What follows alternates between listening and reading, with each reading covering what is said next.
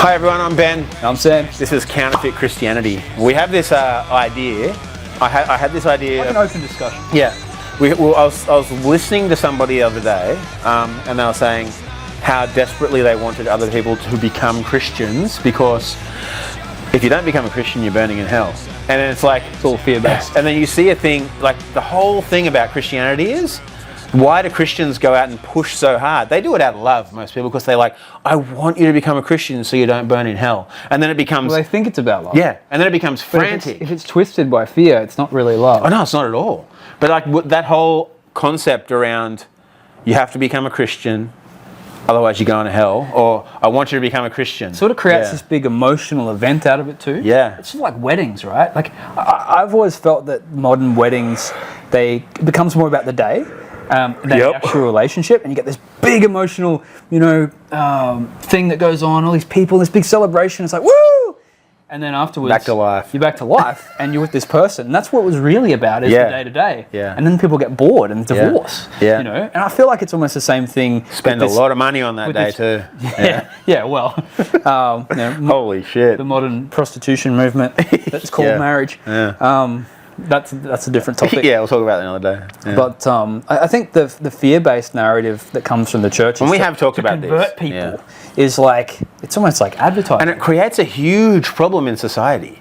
Because it's like, and that's why people hate Christians, because they're always trying to make them become a Christian. Yeah, well, you don't want to talk to someone if you think that they've got an agenda. You need it to be genuine. And then how can it be genuine if you, as a Christian, you have the great, what do they call it? The great...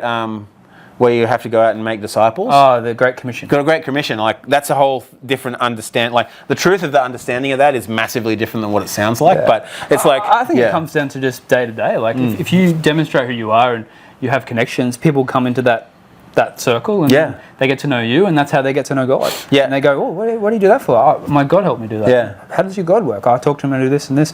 Jesus did this. That's planting It's very seeds. different than saying... become a Christian or burn in hell. Well, come to my church and we'll rubber stamp you. And once you say the correct words, once you say the incantation, It's exactly it. Then you're officially a Christian. We'll tick you off. We'll even stamp your forehead. Yeah. Like, that's not the church. Yeah. The church is supposed to be like a family. Yep. And the reason that we want others to be followers of God we want to share... is so that they get to be free. Yeah, we want to share our freedom and our love with them. Not be like, you have to come to my church so you can obey everything, give them money, and then... you won't go to hell. But if you don't listen to me, and you don't listen to my desperate attempt to make you come to my church, my advertising, my pyramid scheme, you're going to hell. A lot of people say, oh, you want freedom. We want you to know God, become a Christian, so you can be free, and so you don't have to go to hell. But it's not so you can be part of our club that pays money to the church. Yeah. Like that, and that's what current evangelism is. Oh, come join our club. Oh, don't go to that other club. They're not as good as us. Oh, they're old and weird and they don't have fancy music and smoke machines and shit. And then on the other side, they're like, oh, those guys aren't real. They're not about God. They're all about the smoke machines and the music. It's just these two sides and they're both wrong. Yeah. And then there are people who genuinely have love for others and they really are afraid that if you do not become a Christian, you're going to go to hell. Yeah. I know a lot of people like that. They just live in fear. They're prisoners. That's not cool. Yeah, that's not freedom either. And then they can't really relate to people. Yeah. The whole... we have to go get you and force you into the church and make you say the words is actually an impediment. It's actually a problem for the good news, the gospel. Yeah. Because then everyone's like, oh, I don't want to talk to you. You don't really like me. You're just trying to convert me and then move on to the next one. Because that's what they do. Yeah. I've been in the church. They convert them. They love bomb them. They get all over them. We love you so much. Yeah. And we're just talking about that. We've got him now. Move on to the next one. And then the guy who got love bombed is like, where did everyone go? Yeah. And then they're like, it's your fault, you're a sinner. And they keep them there. It's like, pay us. Like, we've talked about this before, but the church is like built on the pillars of hell, and like the gates of hell.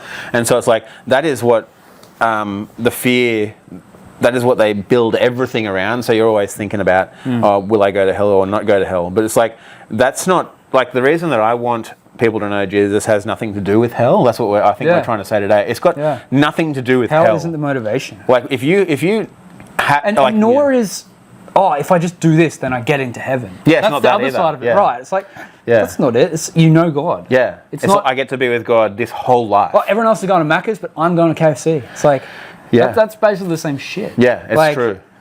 If you know God, then heaven is on earth now. Yeah, Like, and so a lot of heaven people is in you. a lot of people have found God. Like I think we both have found God through that fear of hell. That's how God found us. But then He grew that understanding in us that it's got nothing to do with it. Slowly, sort of, hey Sammy, it's all right. Yeah. You're not gonna burn forever. Yeah. I love you. I wouldn't do that. It's not made for humans. Like, I didn't build this for humans. I built it for the stupid motherfuckers that tried to take over heaven. It's like, it ain't us. It's for the demons, and it's for those for Satan. Like that's the thing that like people totally do not understand. God didn't make hell for the humans. And then you got to remember that the word forever actually means for the age. Yeah. And they mistranslated it wrongly on purpose, Yep. I think. And they tried to say that forever means eternity, Yep. but it actually means for a time, for that age. Yeah. So I suspect that if there is a literal hell and the demons get chucked into it and destroyed, like it says in It'll be for a time, Revelation, they'll be destroyed. They'll be gone. Them, yeah, They'll be those the gone. demons, yeah. You know, or maybe God will forgive them. I don't know. But if you want to read an interesting book, it's called The Great Divorce by C.S. Lewis. Very interesting take on hell. But there's no ulterior motive in C.S. Lewis either. He's not trying to make you pay someone or make you afraid or make you join an organisation. The guy's just speaking from his heart. Yeah, yeah. He wrote those when he was an older man too, in his 60s. So That makes sense. it takes a lot of time to really get to know God. Yeah, and to see, he probably had to separate himself from religion as well, I'm sure. We are free because we are with God. We're not free from hell. We're not free from... The reason we have these opinions and form them is because we've lived them. Yeah, You know? and they could be, these ideas that we have could be on the way to what is truth. Like we're just flowing in life. Like we don't... This is not 100% what we We're believe. not another organisation like a church that's like, oh, we've set our rules and we'll make everyone obey them. Yeah. No way. We know God, we love God, and we want to learn and understand how He wants us to be. And our conversations in our everyday life are always like growing and thinking the way that we understand things. Yeah. Well, if you have a genuine desire to understand things, God shows you. If you have a desire to know something to use it over others, that's not a genuine desire. Yeah. If you really want to understand, and that's what church people do. That's why I mentioned that specifically. You know, and God talks about that. Jesus talks about that with the Pharisees. Oh, you've got all this knowledge, and all you do is you use it to throw burdens on people that you don't lift a finger to actually help them with. Yeah. You know, and you've put yourself in this position of authority and care over these people, and all you do is load them with burdens and guilt and judgment. You know, and it's basically the same concept. Yeah. You know, we're not doing that. We are speaking our hearts and minds and opposing that sort of thing so that other people can hear us and be free.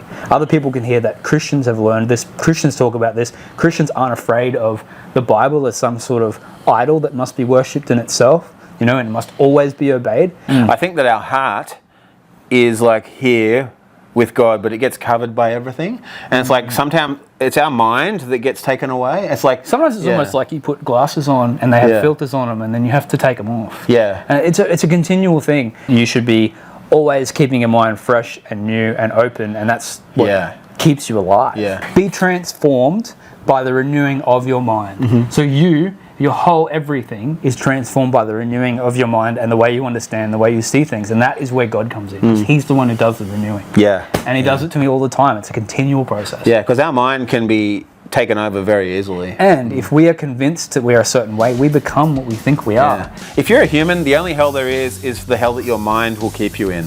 Your heart is when you're with God. And God isn't freedom when you die. God is freedom now. Now, be free and live. And then you still get to live after you die with Him. It's like continuous life. Just take the life now. You'll get it when you die anyway. Yeah, don't bury your talent. Yeah, don't bury that. Was that this conversation? That was the last one. Yeah, but don't bury it. Be yourself. Live with God. Live freely. What does God say? Be strong and courageous, and I'll be with you wherever you go. Yeah, hell yeah. And we forget that too easily. Yeah, I love that one. But, all right. See ya.